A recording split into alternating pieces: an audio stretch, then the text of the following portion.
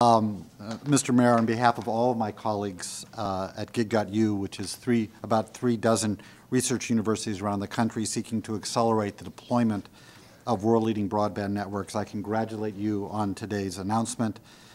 Ed, congratulations to the university. I feel confident that these steps will bring all the benefits of a strategic bandwidth advantage to Seattle, not just for a few years, but really for generations to come. And your leadership really serves as an inspiration to all of the communities, all the members of Gig.U.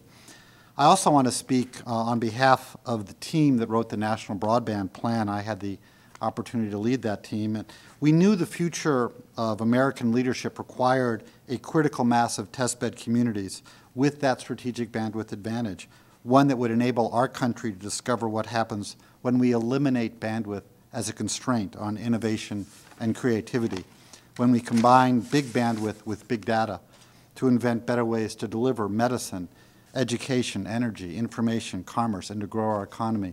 As Ed said, we've fallen behind in terms of world leadership, in terms of having communities with the kind of bandwidth that will enable the development of the next generation of applications.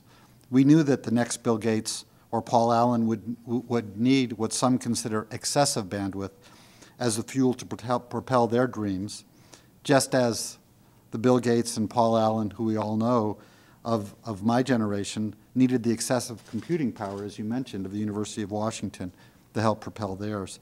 We knew that the next Jeff Bezos would need a community of others inspired by the challenge of building today based on what we know will be the technology of tomorrow, which is fiber optics.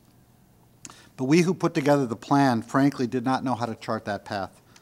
Today, you have provided a map, and we are deeply grateful for you completing the job that we had left undone.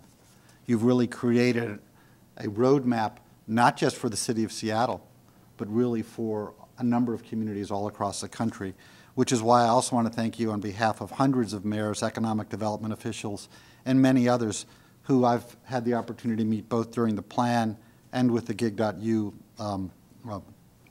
organization.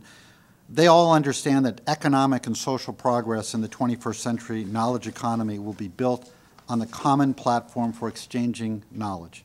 And that's the platform we call broadband.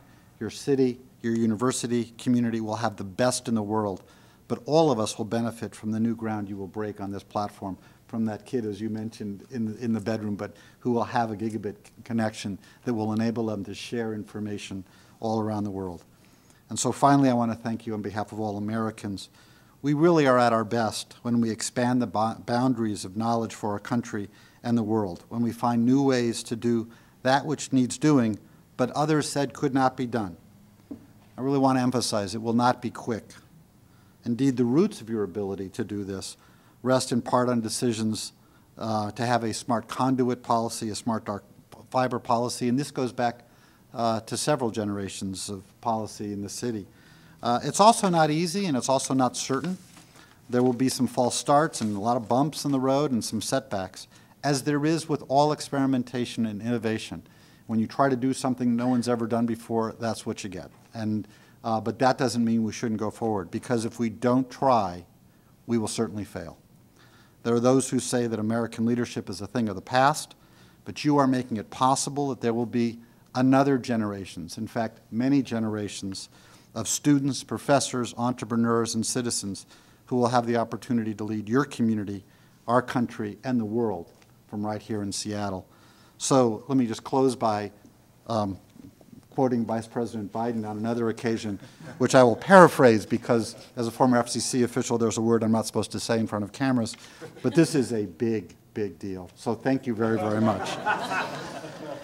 It's my great pleasure now to introduce Mark Ansberry of Gigabit Squared. You've heard a bit about what he's going to talk about. I will just say I've gotten to know Mark as part of our Gig.U operation. Mark has been talking to communities all across the country. He has been extremely busy. I'm sure he has a huge amount of frequent flyer points because lots of communities are very excited about this prospect. But I want to emphasize, it's really hard, and not every community does it. It takes leadership, it takes vision, it takes a willingness to take risks.